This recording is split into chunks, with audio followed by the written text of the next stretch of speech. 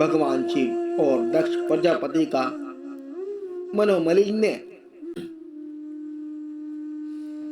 विदुर जी ने पूछा, ब्राह्मण, प्रजापति दक्ष तो अपनी लड़कियों से बहुत ही स्नेह रखते थे, फिर उन्होंने अपनी कन्या सती का अनादर करके शीलवानों में सबसे श्रेष्ठ श्री महादेव जी से द्वेष क्यों किया?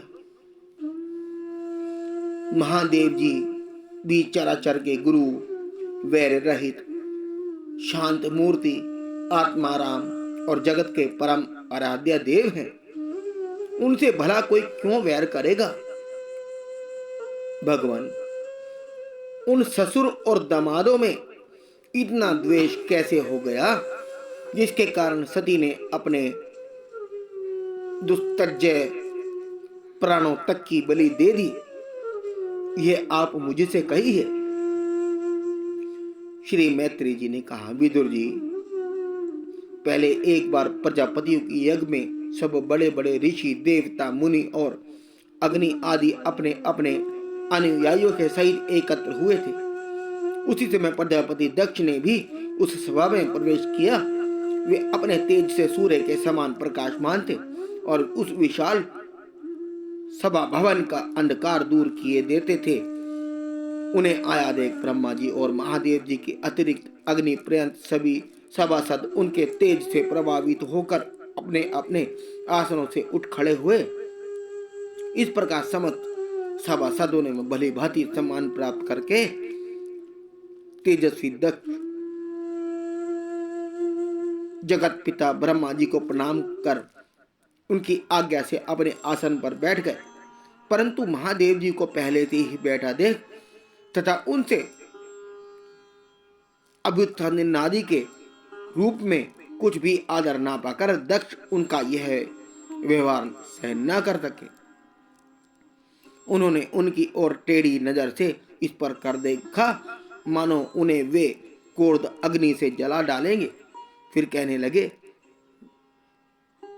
देवता और अग्नियों के सहित समस्त ब्रह्म ऋषि गण मेरी बात सुने। मैं समझी, मैं ना समझी या द्वेषवश नहीं कहता, बल्कि शिष्टाचार की बात करता हूँ। यह निर्लज्ज महादेव समस्त लोकपालों की पवित्र कीर्ति को धूल में मिला रहा है। देखिए, इस घमंडी ने सत्य पुरुष के आचरण को लज्जित एवं मटियामेट कर दिया है। बंदर के से नेत्र वाले इससे सत्य पुरुष के समान मेरी सावित्री सरी की मृगनयनी पवित्र कन्या का अग्नि और ब्राह्मणों के सामने पणि ग्रहण किया था। इसलिए यह एक बार प्रकार के मेरे पुत्र के समान हो गया है। उचित तो यह था कि यह उठकर मेरा स्वागत करता, मुझे प्रणाम करता, परंतु इसने वाणी से भी मेरा सत्कार नहीं किया। हाय, जिस प्रकार शूद्र को कोई वेद पढ़ा दे, उसी प्रकार मैंने इच्छा न होने पर भी भावीवश इसको अपनी सुकुमारी कन्या दे दी। इसने सत्य कर्म से लोप कर दिया। यह सदा अपवित्र रहता है, बड़ा घमंडी है और धर्म की मर्यादा को तोड़ रहा है। यह प्रेतों के निवास स्थान भयंकर शमशानों में भूत प्रेतों को साथ लिए घूमता रहता है। पूरे पागल की तरह सिर के बाल बिखेरे नंग धड़ंग भटकता रहता है।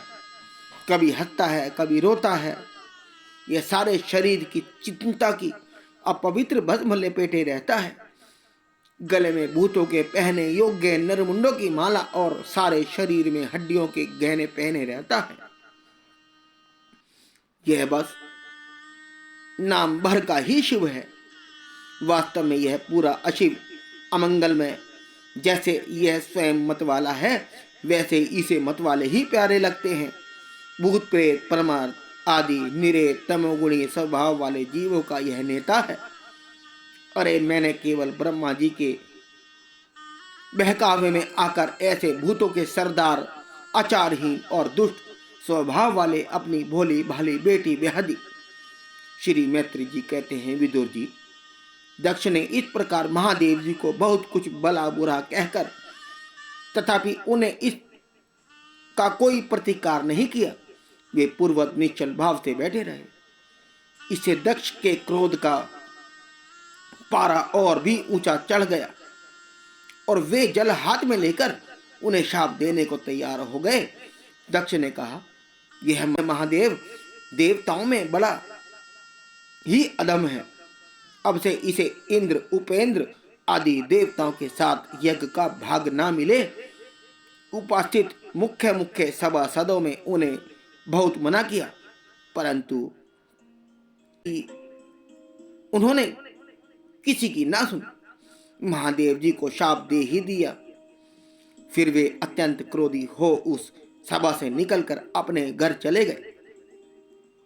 जब श्री शंकर जी ने अनुयायियों से अग्रगण्य नंदीश्वर को मालूम हुआ कि दक्ष ने शाप दिया है, तो वे क्रोध से तमतमा उठे और उन्होंने दक्ष तथा उन ब्राह्मणों को जिन्होंने दक्ष के दुर्वचनों का अनुमोदन किया था, बड़ा भयंकर शाप दिया। वे बोले, जो इस मरण धर्मा शरीर में ही अभिमान करके किसी से भी द्रोह ना करने वाले भगवान शंकर से द्वेष रखता है, वह वेद बुद्धि वाला मूर्ख दक्ष तत्व ज्ञान से मूक ही रहे। यह चतुर्मास्य यज्ञ करने वालों को अक्षय पुण्य प्राप्त होता है। आदि अर्थवाद रूप वेद वाक्यों से मोहित एवं विवेक भ्रष्ट होकर विषय सुख की इच्छा से कपट धर्म में घृत आश्रम से आश्रित रहकर कर्मकांड में ही लगा रहता है। इसकी बुद्धि देह आदि में आत्मभाव का चिंतन कराने वाली है। उसके द्वारा इसने आत्मस्वरूप को भुला दिया है। यह साक्षात पशु के समान ही है। अतः अत्यंत स्त्री लंपट हो और शीघ्र ही इसका मुंह बकरे का हो जाए। यह मूर्ख कर्ममयी अविद्या को ही विद्या समझता है। इसीलिए यह और जो लोग भगवान शंकर का अपमान करने वाले इस दुष्ट के पीछे पीछे चलने वाले हैं, वे सभी जन्म मरण रूप संसार चक्र में पड़े रहे। वेदवाणी रूप लता फलश्रुति का रूप पुष्पों से सुशोभित है। उसके कर्म फल रूप मनमोहक गंध से इनके चित्त को शुद्ध हो रहे हैं। इससे ये शंकर द्रोही कर्मों के जाल में ही फंसे रहे। ये ब्राह्मण लोग भक्षा के विचार को छोड़कर केवल पेट पालने के लिए ही विद्या, तप और व्रत आदि का आश्रय ले तथा धन, शरीर और इंद्रियों के सुख को ही सुख मानकर उन्हीं के गुलाम बनाकर दुनिया में भीख मांगते भटका करें। नंदीश्वर के मुख से इस प्रकार ब्राह्मण कुल के लिए शाप सुनकर उसके बदले में भृगु जी ने यह दुस्तर शाप रूप ब्रह्मदंड दिया। जो लोग शिव भक्त हैं तथा जो उन भक्तों के अनुयायी हैं, वे शत शास्त्रों के विरुद्ध आचरण करने वाले और पाखंडी हों। जो लोग सोचचारहीन, मंदबुद्धि तथा जटा, राख और हड्डियों को धारण करने वाले हैं, वे ही शैव संप्रदाय में दीक्षित हों, जिसमें सुरा और आसव ही देवताओं के समान आदरणीय हैं। अरे तुम लोग तो धर्म मर्यादा के संस्थापक एवं आश्रमों के रक्षक वेद और ब्राह्मणों की निंदा करते हो। इससे मालूम होता है तुमने पाखंड का आश्रय ले रखा है। यह वेद मार्ग ही लोगों के लिए कल्याणकारी और सनातन मार्ग है। पूर्व पुरुष इसी पर चलते आए हैं और इसके मूल साक्षात श्री विष्णु भगवान है। तुम लोग तो सत्य पुरुष के परम पवित्र और सनातन मार्ग स्वरूप वेद की निंदा करते हो। इसीलिए उस पाखंड मार्ग में जाओ जिसमें भूतों के सरदार तुम्हारे इष्ट देव निवास करते हैं। श्री मैत्री जी कहते हैं, विदुर जी, भृगु ऋषि के इस प्रकार शाप देने पर भगवान शंकर कुछ खिन्न से हो वहां से अपने अनुयायियों सहित चल दिए। वहां प्रजापति लोग जो यज्ञ कर रहे थे उसमें पुरुषोत्तम श्री हरि ही उपास्य देव थे और वह यज्ञ 1000 वर्ष में समाप्त होने वाला था। उसे समाप्त कर उन प्रजापतियों ने श्री गंगा यमुना के संग में अज्ञात स्नान किया और फिर प्रसन्न मन से वे अपने अपने स्थानों को चले गए।